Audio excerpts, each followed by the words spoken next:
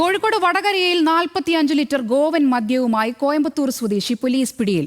ലോറിയിലെ രഹസ്യ അറയിൽ സൂക്ഷിച്ച് കടത്തുകയായിരുന്ന മദ്യമാണ് വാഹന പരിശോധനയിൽ പോലീസ് കണ്ടെത്തിയത്. ലോറി ഡ്രൈവർ കോയമ്പത്തൂർ സ്വദേശി ബഷീറിനെതിരെ പോലീസ് കേസെടുത്തു. പ്രതിയെ കോടതിയിൽ ഹാജരാക്കി റിമാൻഡ് ചെയ്തു.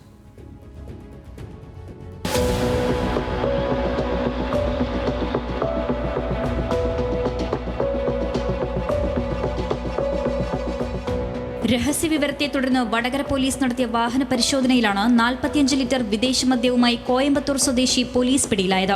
കോയമ്പത്തൂരിൽ നിന്ന് ഗോവയിലേക്ക് സോപ്പ് നിർമ്മാണത്തിന് ഉപയോഗിക്കുന്ന കെമിക്കൽ കൊണ്ടുപോകുന്ന ലോറിയിൽ പ്രത്യേകമായി നിർമ്മിച്ച രഹസ്യ അറയിലാണ് മദ്യം ഒളിപ്പിച്ചിരുന്നത്.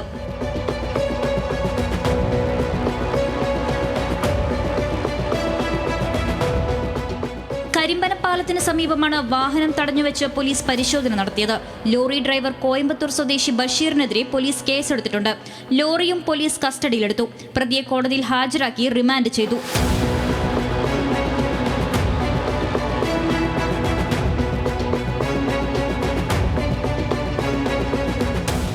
ന്യൂസ് മലയാളം, കോഴിക്കോട്.